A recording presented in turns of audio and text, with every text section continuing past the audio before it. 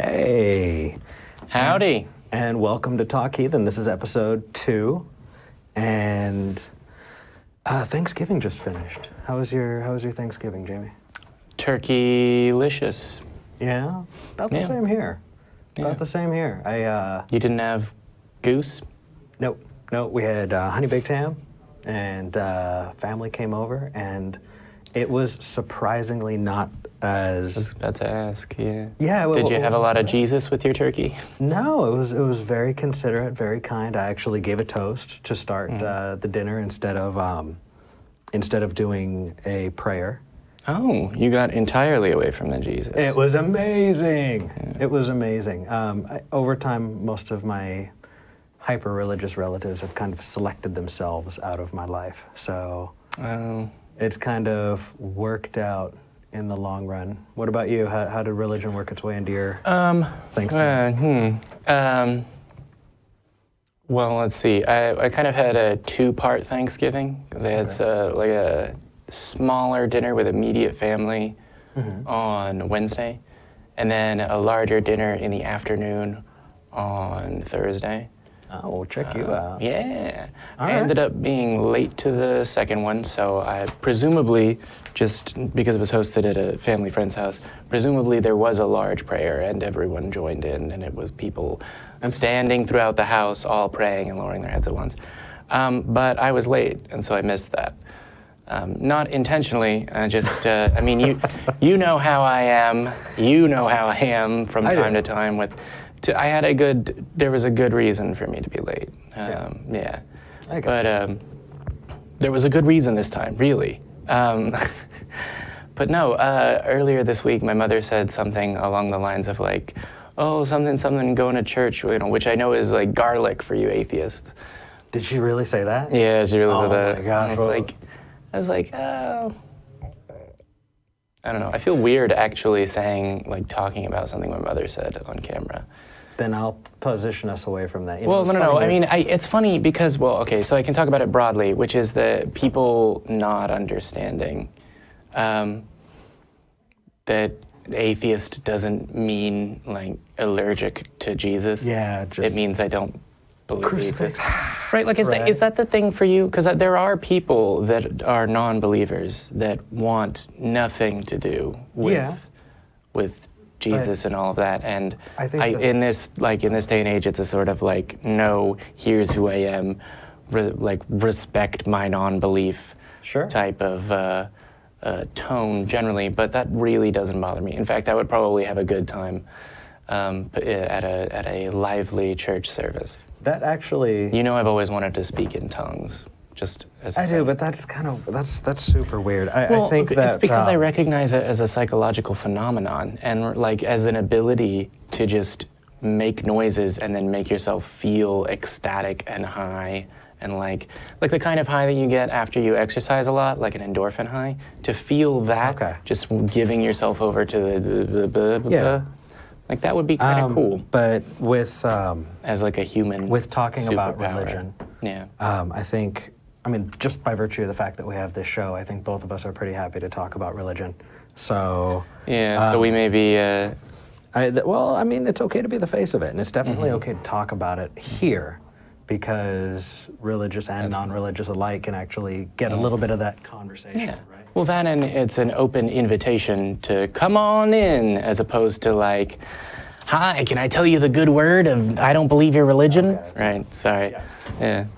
All right. I was expecting you to lean back more instead of stand your ground. Yeah. Stop it, Jamie. Good. That would be the difference between me and a evangelical. We do have a couple people on the line. Yeah, we do. Do we want to pick somebody up? Yeah. Well, I was going to ask, did you do any sort of cumbersome labor-intensive activities during the week that you'd like to mention so that I can post them on our social post pictures of you sweating your face off on our social media? Actually, this is a pretty good time to bring up our with social your media really quickly. Oh, that's right. I did get the bare bones of a website up. Jamie's working on the Facebook. Talkheathen.com. Yeah, feel free to take a look. I need the we pictures you don't use. have the audio available as a podcast yet, but we're working on it. I am doing my best to figure out how to do it, and as soon as it's ready, we're going to have it available to you. But in the meantime, you can still email us at mail@talkheathen.com. Awesome, it's down at the bottom. I love that, right? There it is. But mail like it comes in the mail, and mail not like it's a mail that comes in the bedroom. You see, doke. All right. So you are a buzzkill. Sometimes. I am, right? Yeah. I'm just gonna shut you down. So If I yeah, could make I the actually window had this shutting down rolled up noise, I because I've would. got, scratches and all of that up and down my arms. I was working on building a chicken coop. Yeah. And so if you want to put that on our social media, I'll link I some will. pictures. If you want to see Climbing around on the roof and installing things antennas like and all that that, stuff. But that's Eventually not when what we're people are here building for. stuff. No, So it's not. Let's move on get to the callers. So we have two. Who do you want to talk to first? Let's talk to the atheist first. All right. Well, let's get to. They're both atheists, which I- means I just want him to decide. Yeah. Let's talk to Ben first. He's been waiting on the line long enough. Ben, you're on the air. Hey, how you gentlemen doing today? We're doing excellent, man. How about yourself? I'm doing pretty good. Good. I want to make a statement. Then I got a question for you guys. Sure. All right. I'm talking to some Christians about the church shooting a couple weeks ago. I think the guy killed 26 people. Yeah. Okay. Okay. There's been a shooting since then. To be clear, this is the one that was in Texas and not the pastor that did a shooting in Virginia? Yeah, it's the Texas one. Okay. The pastor who did a shooting in Virginia, just as an aside really quick. Oh, he shot it. It wasn't shot in a his family, church. it wasn't in a Yeah, it was in his family and not a church. Which, by the way, we'll just say is tragic, and our hearts go out to everybody who's affected by that. But Ben, go ahead. Yeah, absolutely horrible situation. But I'm talking to some Christians about that situation, and I'm asking them, I say, so your God decides who lives and dies, right?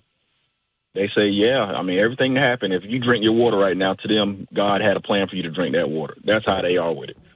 So I'm like, okay, so all those people who was gathered to die at the same time, they say, yep, God had a plan for them. So I say, well, technically, didn't the dude that shot those people do God's work for him? They say, oh, no, because God gave him free will. I said, well, wait a minute. If he give people free will, he's not control over who lives or dies, right? And you know the answer they give me? God's got a plan, you just don't understand it. You know what? I mean, really, the answer is they don't understand the words that they've just said to you. Yeah, because they don't recognize the cognitive dissonance there. Well, they don't recognize the contradiction in the statements they've just made. That, I don't know, there's free will for people to make whatever choice they want, but God knows what choice they're going to make and made a plan. Yeah, it's this craziest thing to me. I'm like, well, if he's an all-knowing God, when he made that guy 26 years ago, didn't he know he was going to go into a church 26 years later and shoot all them people? So basically, didn't he do the work that God had him do? And then they try to tell you, no, that's not how it works. Yeah. And man, my question for y'all is, how long have y'all been atheists? Just over 3 years. Well, just over 3 years ago, I looked at what I believed and why and realized that I don't have a reason to believe in God. I started following atheist podcasts 9 years ago, and I probably really realized that I was an atheist about 9.5 years ago. Before that, I kind of wavered in that kind of weird, I'm spiritual, but I'm not religious. I really don't know, that whole thing. Well, this is my question for y'all. How do y'all put up with these people so long? I go around them for 5 minutes and my head's about to explode. Just listening to the craziness. Man, how do y'all put up with it so long? That's my question. I need y'all help. I can't take it. Sure. So there are a couple parts to that. I've actually got a lot if you want to start, and then I'll... Yeah, so actually relatively recently, I'd noticed that things were starting to get to me a little bit, right? Like I was starting to just, like it was getting to the point where when I heard something that was absurd about, like the kind of discussion that you just described with Christians, where I would see something like that or hear something like that or watch something on YouTube with a guy twirling his drumsticks trying to provide an excuse for the problem of evil, which is effectively what your conversation gets down to. You know, if God loves everything, or rather loves all human beings and has the power to, you know, stop people from getting shot, why do people still get shot? Yep. You know, that sort of logical problem with their statements. Recently, it started getting to the point where I was just, okay, next. Like, I don't even think of what response I would, right? And I realized that for me, what really stressed me out is recognizing that my family and people close to me, that would be right as rain with them. And that people close to me specifically had no idea, probably still don't have any idea, why I don't believe, what exactly my non-belief means, like what the word atheist even means. Because in large part to a Christian, saying I'm Christian is a statement of identity and a way that they think, or rather a way that they identify themselves, rather than like, oh no, the Bible makes perfect sense to me. It's just that all of the horrendous apologetics come afterwards. Yeah. And one of the things that I did to get to a point where I could again, you know, argue with creationists on Twitter or whatever it is I do, because I have a real appetite for this generally, is I had a good Thanksgiving with my family, right? And I realized, like, you know what? And also having a community of atheists, of other people where you can call into a show and say, you know, I was having this discussion and these guys, they said, you know, oh yeah, no, it's good that people suffer for Jesus. It brings them closer to, you know, they said something wild, wacky, and out there, right? I would say effectively having other people you can turn to, like Eric and Jamie every Sunday at 11 a.m., just to plug the show that you're on, having people that you can call and talk to and say, this is ridiculous. Is helpful. But another thing that helps me is recognizing that it can be unsettling to see someone throw up on themselves. But if you're a doctor, you see that all the time. And seeing it all the time can help get you getting used to it, and recognizing that, well, this person is being afflicted by something, and if I can, I would like them to not be afflicted by it anymore. So thinking about the good that you can do to help this person, the fact that, you know, deep down, presumably, the people that you're discussing, right, given the opportunity to snatch a baby in a basket off of the road so that it doesn't get hurt, would do that. Whether or not they said, you know, oh, it's Jesus's plan that I was walking here to save this baby, and that's why that baby was in the road in the first place, which is kind of, But at the end of the day, if they're, you know, snatching a baby out of the road from in front of an 18-wheeler or whatever the hypothetical is, they're still trying to do good. And if you can connect with someone about what they believe and why, and connect with them in a like, hey, no, I'm a human, I want what's best for other humans too, you know, I don't hate you, I just think you're wrong situation, that can really help you recognize, you know, they're just saying a bunch of weird stuff, right? Like, I don't know if you're a big fan of football, and I realize I've talked for like 5 minutes straight. And I'm actually going to cut you off because I'm going to go in now. But it's like relating to fans of the opposing team. They're just humans, they're fans like you. Yeah. My answer, because he did a lot, I'm actually going to take that answer on the next caller. In short, it's just living the best life you can. Be happy and show other people that you're happy. If you have the luxury of being an out atheist, it's a really good opportunity to show people that we're not these demonized creatures, and I'm actually going to go into that on the next call. But I completely agree with everything that Jamie said. Initiating that conversation can be really, really frustrating, but it can also be really rewarding. You can be that person that makes that bridge, and there are times that's worth it, man. I mean, it really is. I appreciate it, gentlemen. Thank you. Absolutely. We appreciate you, Ben. Yeah. You take care and feel free to call back anytime. Did you have anything else you wanted to talk about or say? No, just real quick. I mean, it's just they've even convinced themselves that babies dying are a good thing. You know, they talk about. I told them how a 14-month-old got killed, and they're telling me, "Well, see, God had a plan for him and needed him." I'm like, "He needed him for what? He's 14 months old." Then they say, "See, you just don't understand." But if I don't understand it, how the hell do you understand it? Yep. Yeah. It's just crazy, man. To be clear, so the human mind, when dealing with grief and things it doesn't want to deal with, often the first reaction is a kind of denial. And, oh no, it's good, it's God's plan, is a kind of systematic, socially acceptable religious denial of bad things. So effectively, if they hear a bad thing, they can say, it's God's plan, and then be done actually thinking about it.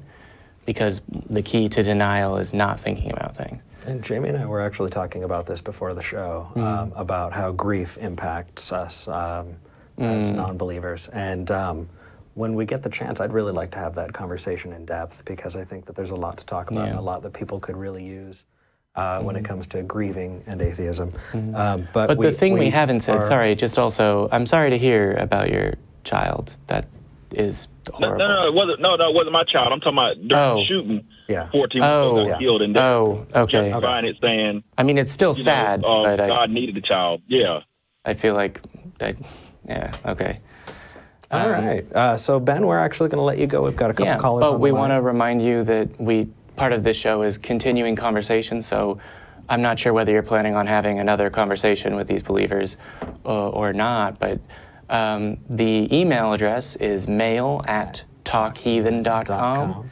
And we're happy to provide that you won't believe what, so-and-so said the other day. They said that, lights that switch to red too quickly are Satan. Right. So there's that. We're there for you, bro. We are, and we I appreciate it. Want to keep talking to you, man. We got to move on. All right, thank you. All right, take care, buddy. All right. All right. That was good. We've got lines full though. We've got lines calling in. Do we need to help and put some of these on hold? No, it looks like they've got them. Like that. So we're actually going to move on to John in North Carolina. John, you're on the air. Hey, guys. Hey, John. How you doing? I'm doing great, thank you. I actually wanted to talk a little bit about the last episode. You talked about atheists celebrating Christmas. Yeah. I did want to take a quick second to say, one, thank you for being so prompt on your Facebook and email responses. You guys have been awesome. John, I know you. I talked. Yes, dude, you're awesome. Dude, come on. You're awesome, man. Thank you. But also, I want to say, Jamie, what you just said to Ben about denial, about grief and denial and religion, kind of the whole God wanted that 14-month-old is one of the most, I think, poignant and accurate things I've heard in a long time. And I just want to thank you for saying that, because that is exactly what it is. It's denial. You don't want to acknowledge that this innocent child is dead. Yeah. So God wanted them. And that's exactly what religion offers, in my opinion, is denial. And I just want to thank you for that, because that was remarkable. And Ben, calling again, good insights. Happy to provide. John, you are so right. That was great. I mean, so here's my issue with Christmas. Okay, hit me. You get people in certain, we won't go through names, in certain high kind of ranking atheist positions who say that atheists should not celebrate Christmas. And in fact, I think one particular person said atheists who celebrate Christmas aren't real atheists. In fact, that's Beth Presswood. Beth Presswood is hardcore fighting against that guy. But anyway, we won't get to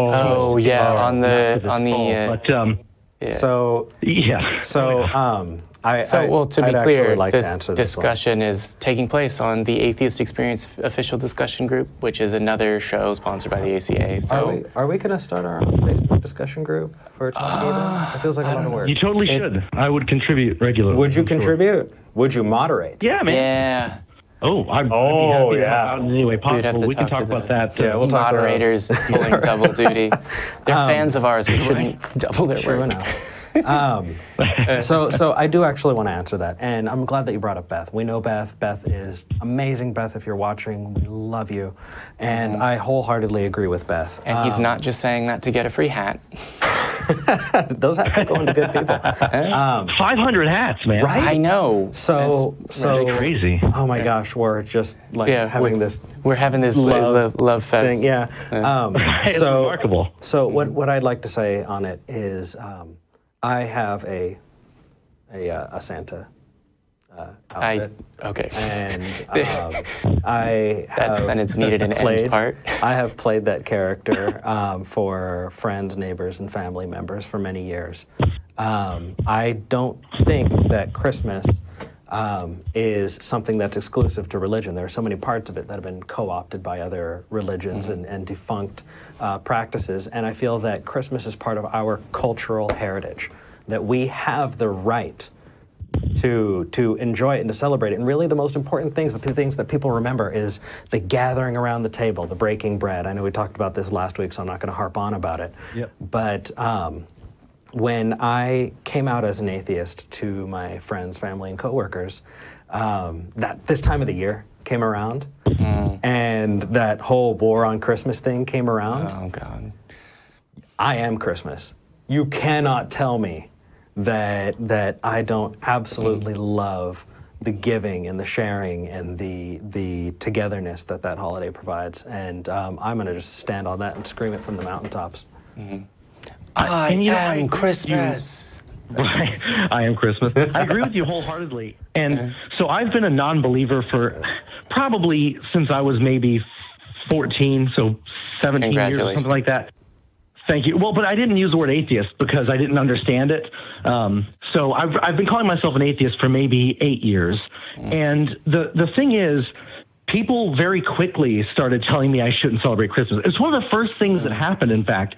I was working a job in Durham, North Carolina, and Christmas time came around, and I had put in some time off, and my boss basically said, why do you need time off for Christmas? These other people believe in Jesus, and they need time off. And I was infuriated because I agree with you completely. And atheists love to talk about different characters like Jesus and different religious, but none of that's even important because just like you said, Eric, it's absolutely a social holiday. It's a social celebration. And like, we own it. It's our heritage. And the Puritans said trees were, anti-Christianity and all the different stuff. That's biblical, actually. Complete nonsense. Yeah, exactly. Yeah. So I can celebrate with my family and love my family and my wife and my children and put a tree up if I want to. And it has absolutely nothing to do with the fact that a God does or doesn't exist. It's completely irrelevant to me. Yeah. And as long as you continue to do that, as long as you continue to spread that love, we're going to celebrate you, man. And that's that thank time you. for us to celebrate each other because that's okay. And that's what we should be doing, creating that community without being in the walls of a church. Absolutely. Yeah. So do you have anything to add? Yeah. Awesome. So people that don't like football and think it's dangerous still celebrate Thanksgiving, and vegans still celebrate Thanksgiving, so I don't know what they're complaining about. I do like football, actually, but well, no mark against you. You're still allowed to celebrate Christmas. Yeah, absolutely. And I think that was my main point. Really, was with atheists. I mean, we're going to get it from Christians.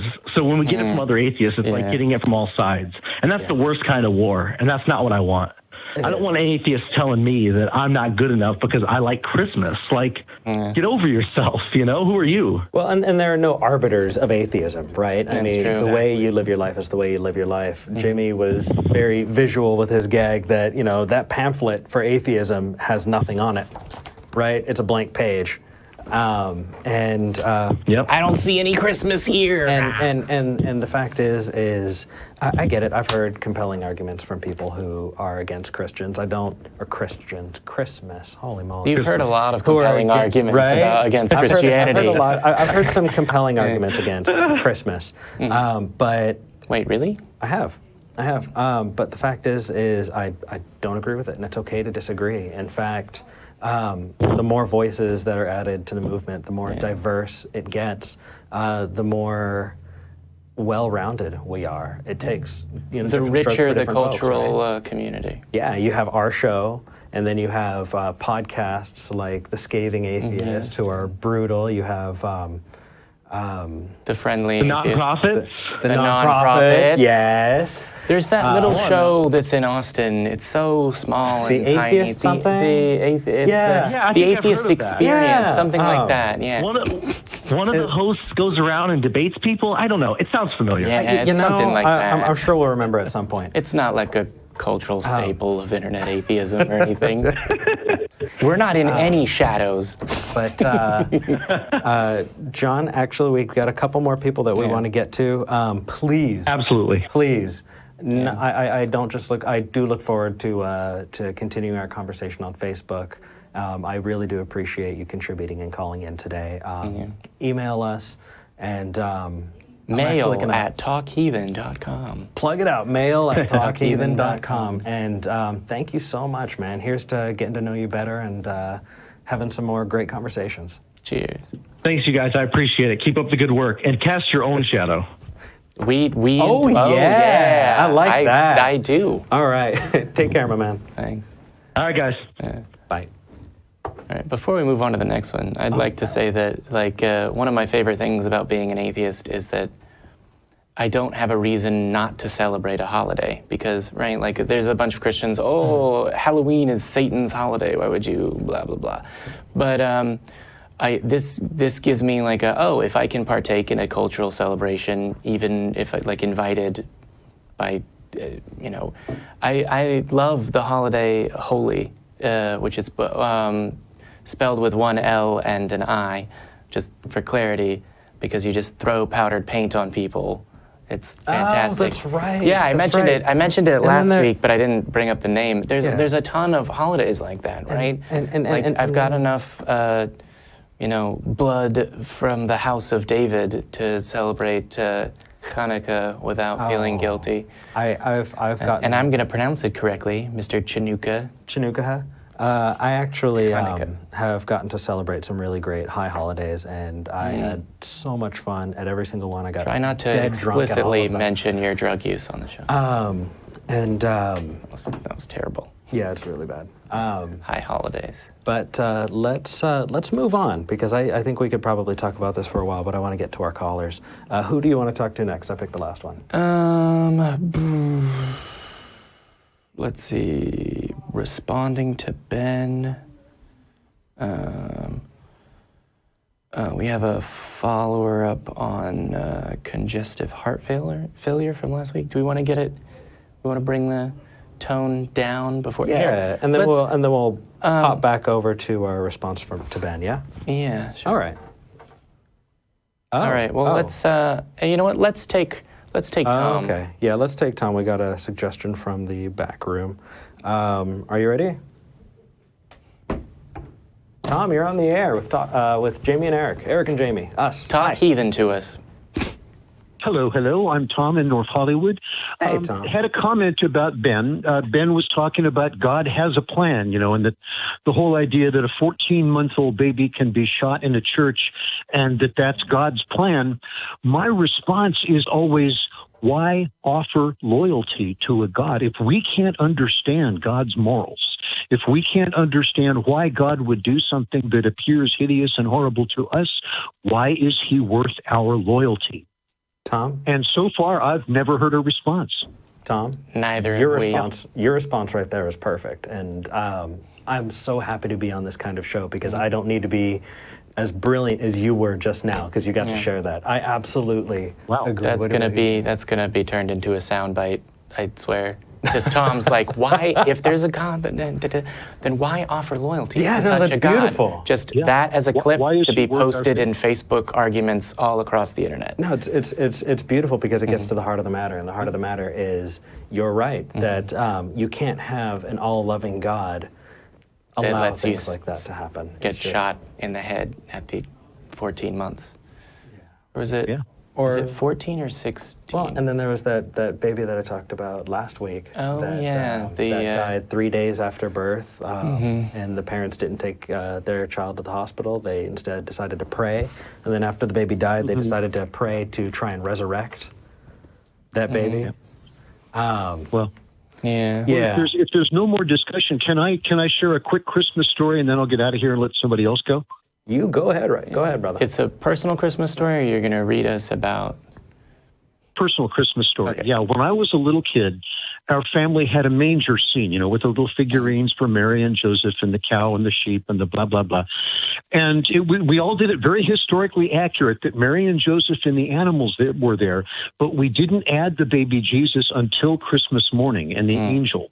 Oh. And then we'd bring in the shepherds and we'd put the wise men and the camels over at the edge of the mantelpiece, and we'd move them a few inches closer until January 6th when they would arrive on 12th night. So it was all very historically accurate, but among the flock of sheep with the shepherds, there was Douglas, the hippopotamus, who thought he was a sheep.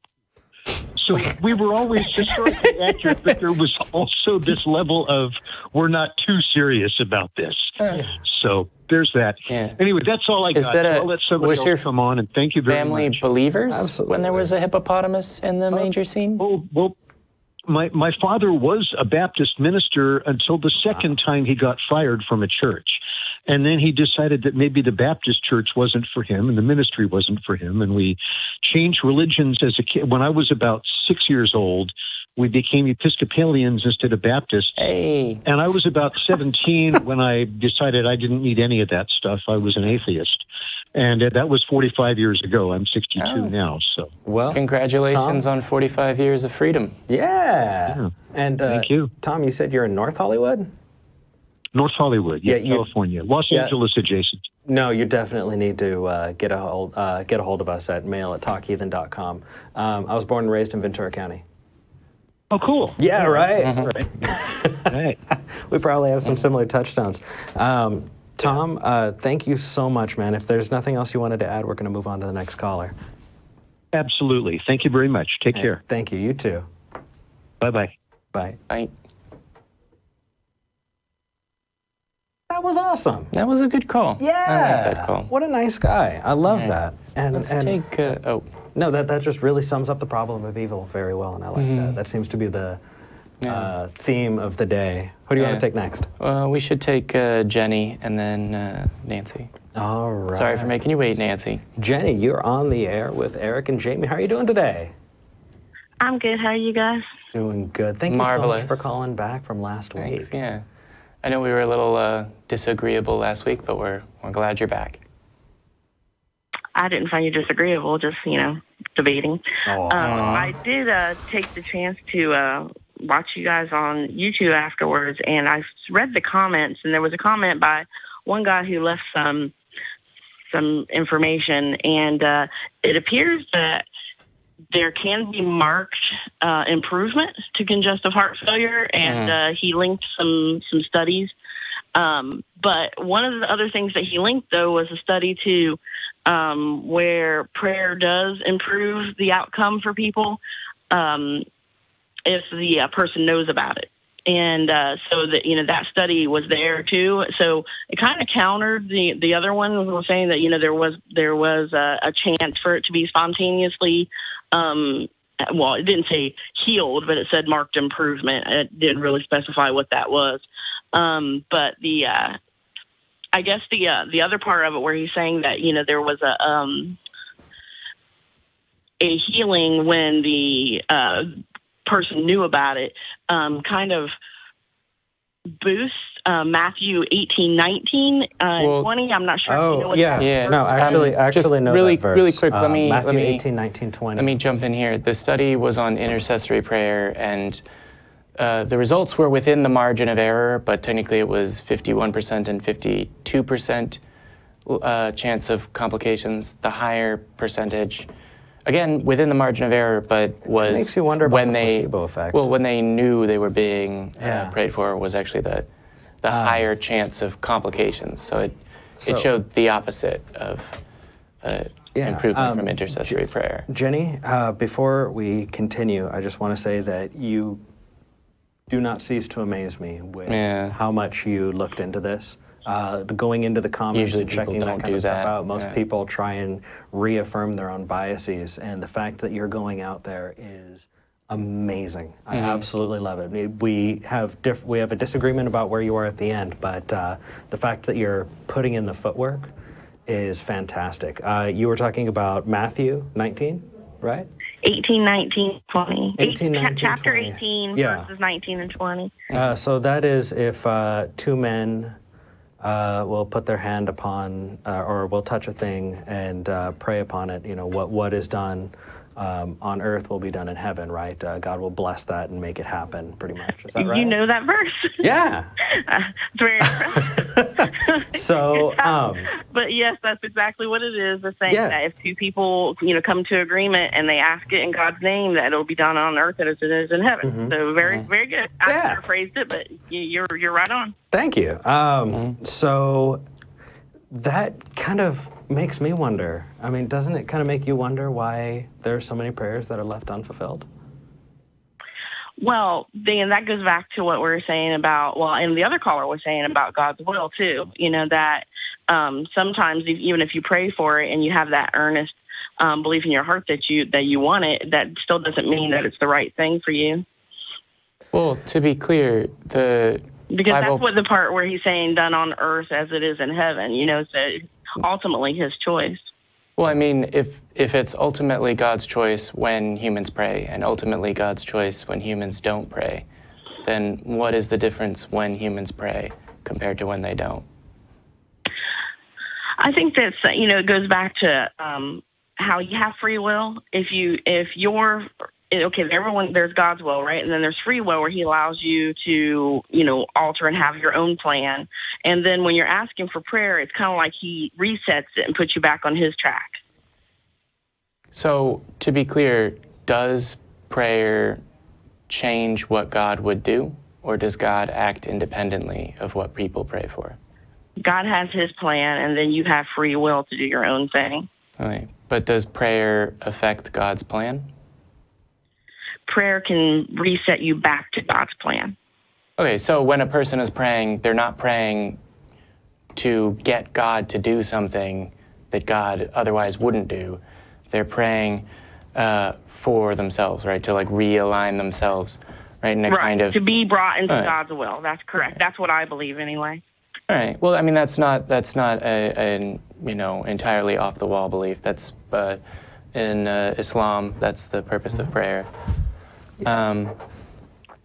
Which, as you stated last week, which kind of took me by surprise, that they are also saying prayers to what they describe as the God of Abraham.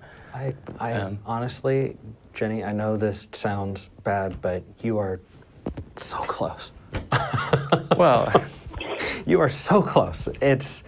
we're here. Join us. Really, it's fun over here. Well, I mean, don't join us because it's fun. Join us because you. Yeah, because you're convinced. Yeah. But I would really urge you to take a look. With religion and have it all my life, so it's kind of hard for me to just abandon things. But I'm willing to look into things, and I really appreciate it. I wish I had got the guy's name on YouTube, but I didn't get his name to give him a shout out. But I really do appreciate him linking that study, and I was happy to learn.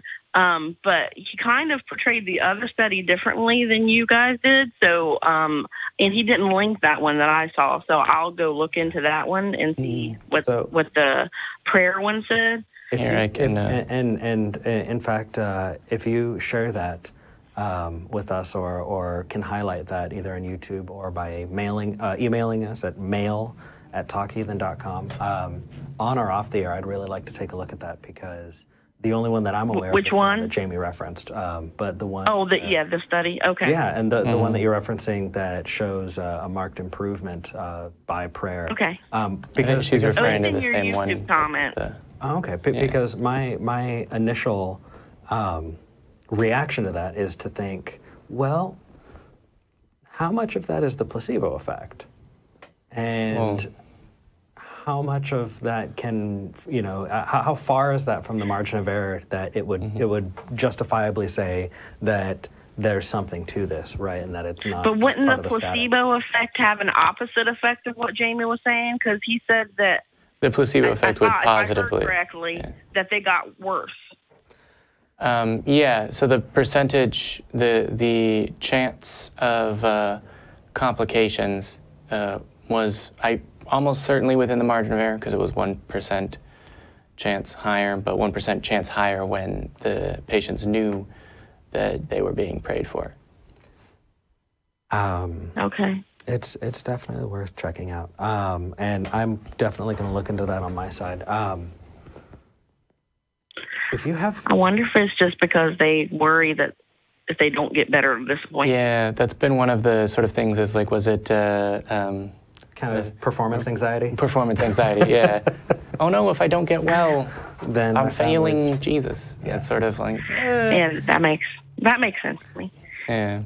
All right. Well, I will look into those, and I'll send you the studies that I find. That's awesome. And Jenny, as always, you are welcome to call back if you have any other things Call that you back want to bring or up. email us at mail@talkheathen.com. How many times today are we going to say that? No, we're going to plug the heck out of it. Until people remember it. Yeah, you got it. Jenny, thank you so much for being a listener and calling in. A wonderful caller, actually. Really? Yeah. All right. Thank you, guys. All right. Thank you. Thank you, Jenny. Bye-bye. I like her a lot. She is one nice lady. Right? Mm-hmm. I actually want to... Or man. I don't actually know what her pronouns are. But. Well, Jenny would... Anyway, I actually want to take this time before we move on to other callers to get to a couple of things before we forget it. The first is that, yes, we did get our website up. I think we already talked about that. The second is, if you're watching this video and you like what you see, please like and subscribe, share this, that way it can get out. Third, we also would be in favor of you sharing the fact that this show exists and that you can call in with people that go to your church that might have some very strong feelings about what we're doing here. We're happy. We would be elated to respond to those callers. Absolutely, absolutely. And then one other thing before I completely lose it. No, I lost it. All right. You ready? No. Did you lose Jesus? I lost him a long time ago, unfortunately. No, I don't think I ever had Jesus. God-sized hole in my heart. You should get that that checked out by a medical professional. I do. Is it God-sized or is it I always heard shaped. Oh, maybe. At which point, when you get checked out by a medical professional, they go, "Who did this to you?" Sorry. That's all right. Okay, we have someone we met at Graffiti Park as well, but we also have... okay. Actually, let's totally move on to this person.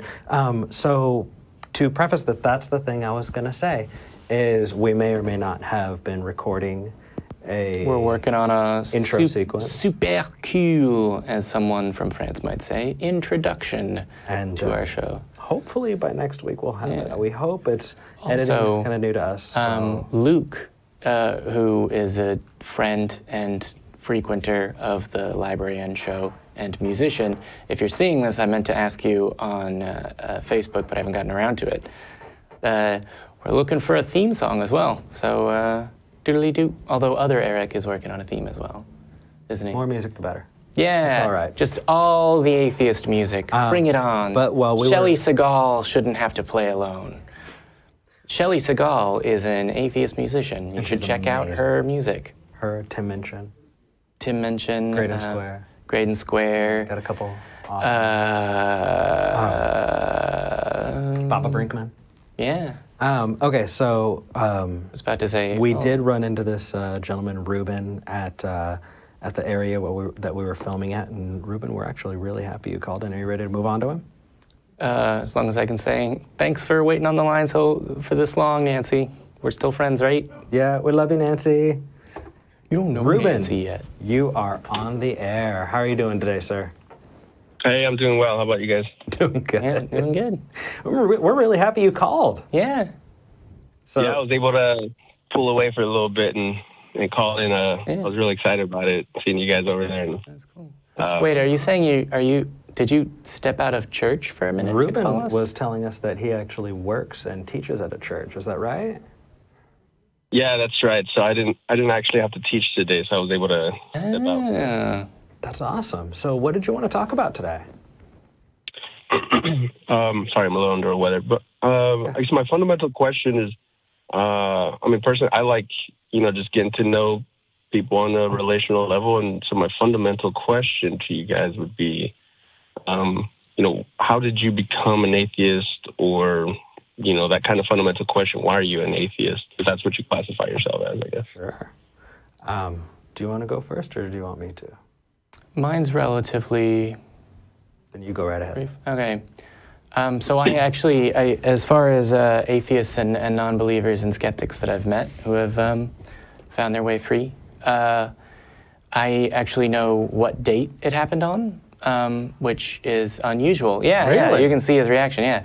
Most people can go, oh yeah, it was this year, it was around this time in my life or whatever.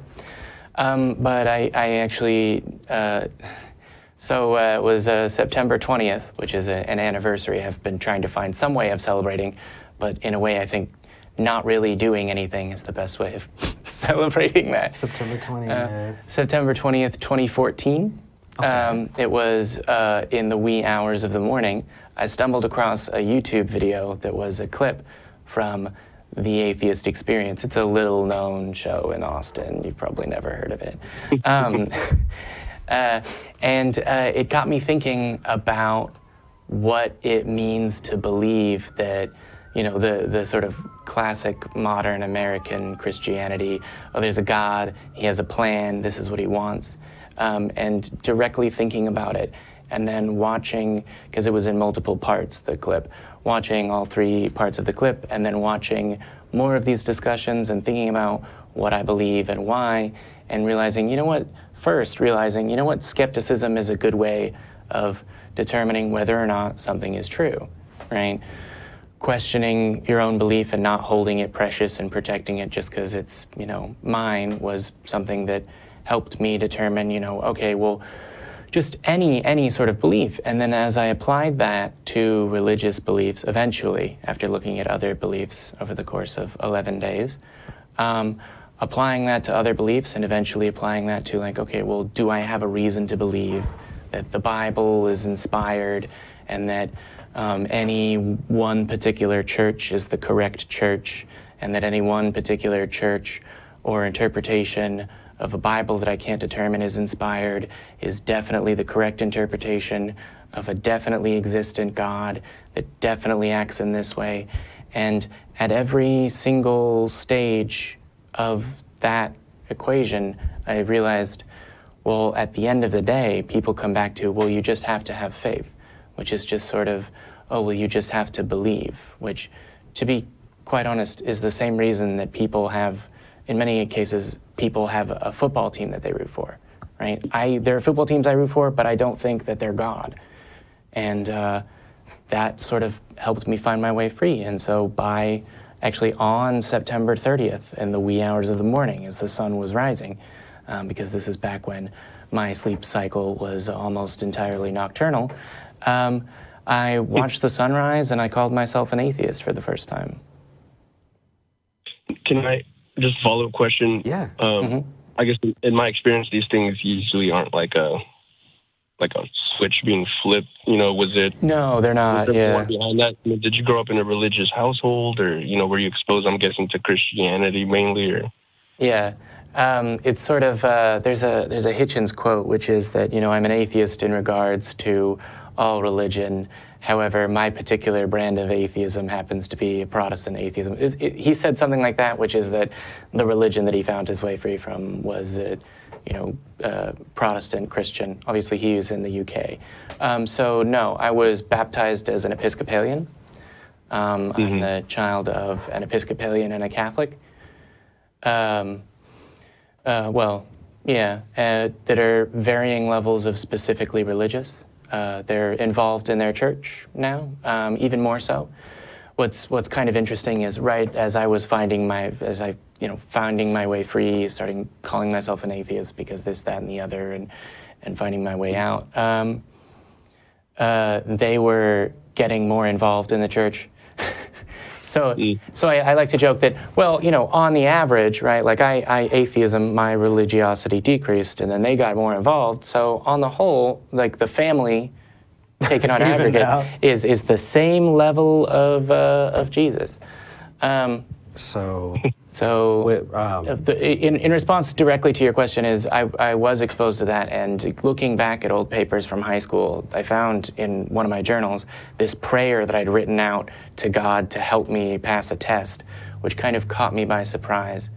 For me, I was, I had a really interesting childhood. I bounced back and forth, and without getting too far into it, I spent time at one household that was incredibly into the church, and another that me. I'm half Mexican. As you know, most Latinos in my community, I was baptized Catholic, but soon afterward, I had family members, I'm not going to go into specifics, who got really, really into being born-again Christians. And so that was my experience, was as a born-again Christian. And I bought it. I was in, Reuben. I was helping teach in Sunday schools. I was going to the softball, right, every Friday with the other churches. I was there preaching to and feeding the homeless one Sunday a month. It's cool. Yeah, I feel like I was right there. I think what wound up getting me, and this is where I really actually admire Jamie, is he logicked his way out of it. That wasn't the case for me, actually. I wasn't logicked into Christianity. I was raised in it. And it wasn't until later that I started to question those beliefs. And it was a big mix of things over many years. And just to hit a couple, I saw some really heinous types of abuse go on in the church. People being shunned, right? Yeah. One of my family members got the call to preach, and he practiced his apologetics with me, which put me in the unique position of taking on the non-believer side. And I wound up finding that much more convincing. And then on top of that, when I prayed, I didn't think anybody was listening. And I thought there was something broken in me. I felt like there was something wrong, that I wasn't getting, I wasn't getting that feeling of the Holy Spirit. And so I searched, and I wound up looking outside of the church. I looked at a lot of different Eastern, Native, and Christian adjacent religions. So I did Bible studies with rabbis, with Taoists, with Mormons, with J-Dubs, Jehovah's Witnesses, Seventh-day Adventists, and all of that. I've got some questions for you after the show. Oh, dude, we can talk. But in the end, I came to feel, and I do strongly believe, that there's nothing wrong with me. There's nothing broken about me. Yeah. The fact is the church provided me with a scapegoat to things that was easy for me to relate back to. Okay. And when it came down to brass tacks, I wasn't there. And then what pushed me out of this kind of pseudo, I don't believe, to being here on the show is seeing the abuse. It's seeing friends who have been kicked out of their homes as teenagers because they were gay. It was seeing entire families shunned from a church because the father was trans. It was seeing church members talking to other women in the church saying that when your husband wants sex, it's your wifely duty to give him sex. It took me a long time to realize that that's rape. It was spare the rod, spoil the child, watching children get abused. It was those kinds of things that made me realize that there's enough harm in the church that being here and having this conversation with you is worth it to me. Yeah. So, Bob? do you have any questions about it? I'm sorry, I kind of went on a huge rant. No, that's good. I like hearing those kinds of stories, man. I appreciate you guys being really honest about that. I guess one follow-up question for me would be, I guess on the whole, would you would either of you describe, kind of your conversion, I guess, if you could call it that, more of an emotional thing, or is it truly based on, I guess, evidential route? Like, it seems like I'm seeing. Is it Eric, the bearded one? Nope. No, that is Jamie, who is the one with the luxurious red beard and suspenders. Yes. So Jamie, it seems that from what I'm hearing, it was more of an evidential kind of walking your way through, and then for Eric, it would seem that it's more of a kind of an emotional response. Is that what would you agree with that?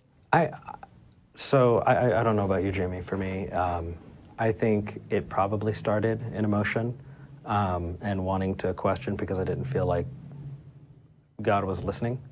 But it wasn't until I really applied logic that I went, I don't believe, and then further application of that that went to, I'm an atheist, right? What about you? So for me, like it was described there, it was mostly me finding my way out by applying logic and reason, and skepticism is the word of the day. Thank you. I should have been using that word. That no, I was sorry. I was imagining like a Pee-wee's Playhouse situation. Skepticism, yay!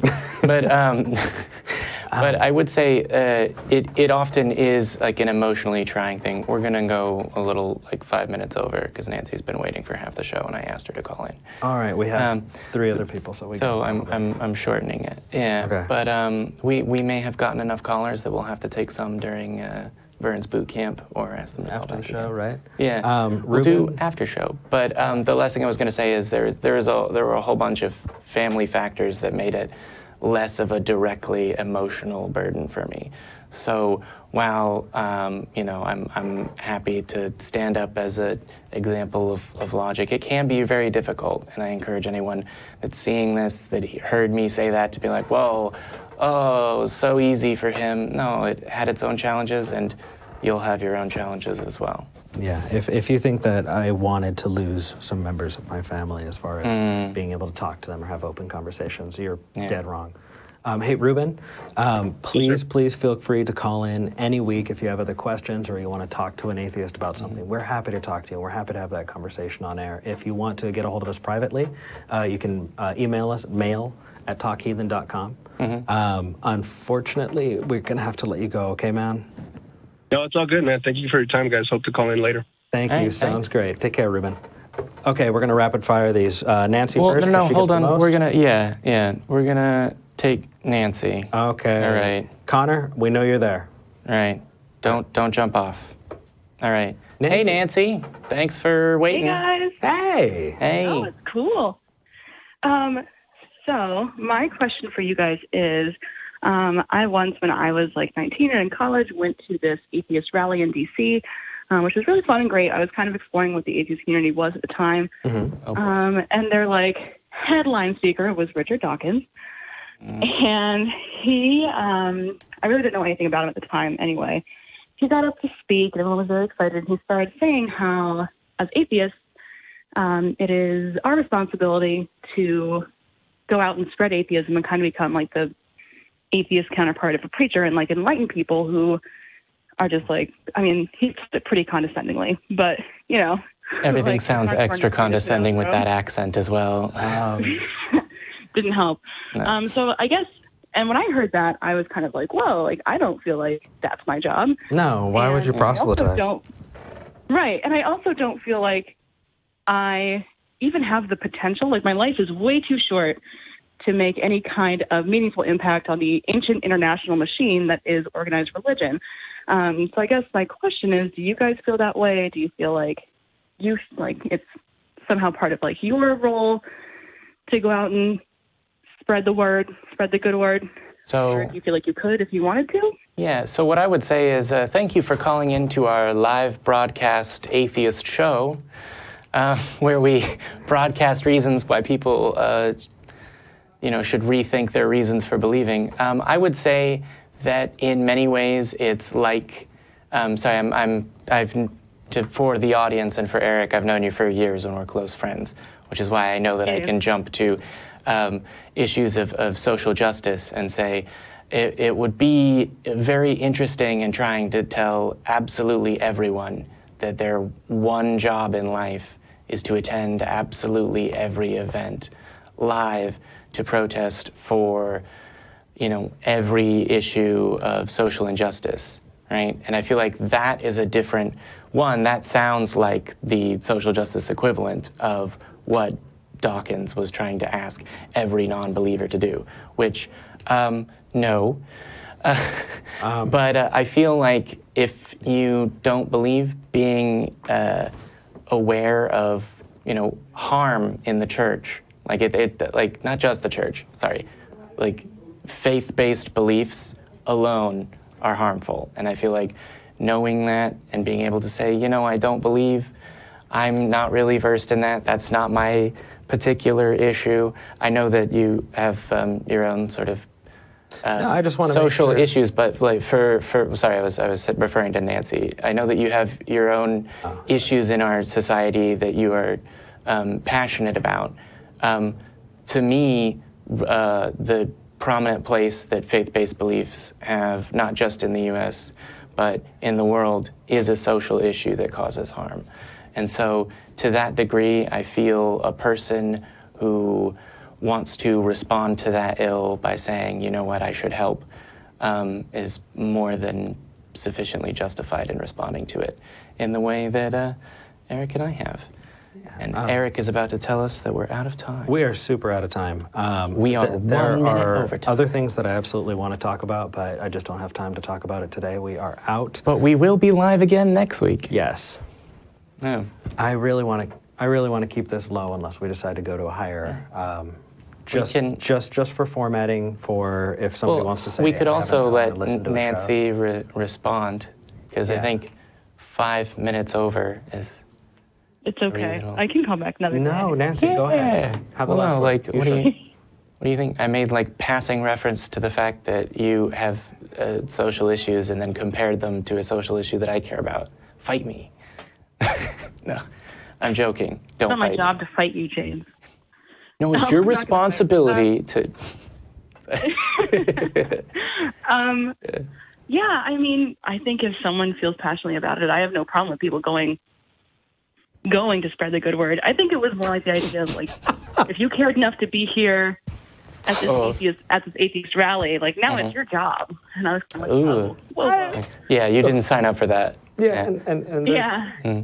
I will recommend a book, though, titled A Manual for Creating Atheists. Even if you never intend to, by Peter Boghossian, even if you never intend to have a conversation with an atheist, even if you look up Peter Boghossian and he says some things that you disagree with on social issues, this book is very informative about the, faith, belief, And mindset. his specific thing that he talks about is something called street epistemology. The street epistemologist is an awesome guy on YouTube. His name is Anthony Magnabosco, and he's a friend of the show. Hey, Anthony. Definitely. Thanks for all the help you've given us, by the way. If you want to see that in action, you can definitely check out his YouTube. It's some very eye-opening, mind-expanding conversations, whether you have a particular interest in faith-based beliefs, in religion or not, right? All right. To be clear, I would kind of throw. Well, I won't open a new can of worms this late in the show. But yeah, Nancy, please call thank you back for next calling week. in. Please call back again. We need to catch up outside of the show as well. But Yeah, I'd be better outside the show. yeah, Thank you, Nancy. all right. All right, thanks, guys. Thank you. All right, thanks. Okay. There's an inside joke there. Connor That's is our super last dark. person. That's why we're not going to. Connor is our last person. Connor, if you can sum it up as quickly as you can, we'll try and take your question off the air. Well, Yeah, can you hear me now? We can hear you, Connor. Okay. Hey. Thanks for taking my call real quick. Thank you. My Thank you for question waiting for so long. yeah. Oh, no problem. If you had a button that could remove religion from the planet, would you press it and why? So I think that I have an answer to this, unless you want to take the lead. No worries. I just want to summarize it and hop off. I can do it relatively short. If you mean, do I have a button that would lead everyone to take a skeptical, analytical mindset towards their faith-based religious beliefs, and then presumably, assuming that everyone hasn't been wrong about the conclusion that follows from applying skepticism to religion, everyone coming to a conclusion of, well, no, I don't have a reason to believe that God wants me to burn this person alive because they were raped, and then yes, I would push it, because I feel that human beings focusing a massive amount of effort and labor and money towards appeasing various conflicting God beliefs is much less helpful for humanity than humans spending massive amounts of effort and labor and money towards stopping starvation, hunger, malnutrition, etc. And for me, your question was if we could press a button and end all religion right now, right? Mm-hmm. Correct. Yes. Yes, I would press that button a couple times. it Because might be an on-off situation. Yeah, no, my personal ethics are such that I firmly believe that we're better people. We're better people than we give ourselves credit. And would institutions exist to help the underprivileged? Yes. Do I think we would still reach out in kindness and in a mutual secular brotherhood to be able to, and sisterhood, to be able to provide for others, to create community? I absolutely think we could do that. And on top of that, I think that secular alternatives are a little more responsible. I mean, the reason I say that is because there's not a you can't talk about it aspect to it. If you have a question, just ask a question.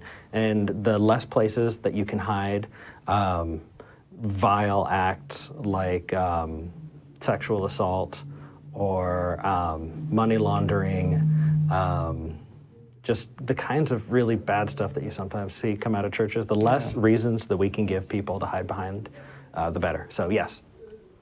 Does that answer your question? Yeah, those are great answers. I appreciate it. I just wanted to get your guys' perspective. Connor, thank you so much. Do you have a perspective on the question? Are you a believer? I'm not, but I've been conflicted on that also, because I what really matters to me about the issue of religion is more so on the idea of skeptical thinking. So if I were to press a button and everyone just got rid of their belief, I would want them to come out of it for good reasons. It'd be the equivalent to them stopping their belief in God because their dog told them to. And, that's one of the things about this question. Press the button, Yeah. That's part of the reason I phrased my answer the way I did, which is that if I could press a button and... Okay. Connor, we're going to let you go, but feel free to email us. Mail at talkheathen.com. You got it. You can also go to the website Talk Heathen that the beautiful, handsome, charming Eric has built up to a monolith. No, it's actually just it's just a shell, but be patient. It's going to get better. Connor, we're going to let you go. Okay, my man? Of course. Thanks so much, you guys. Have a great day. Right. Thank you, Connor. Too. Before we go, we just want to say like and subscribe. And share. And share. We are happy to come back next week. We'll see you at our regular time. Is there anything else you wanted to add? We don't hate you. We just think you're wrong. Yeah. I love that. Exit. Take care, everybody. Yeah. Have a good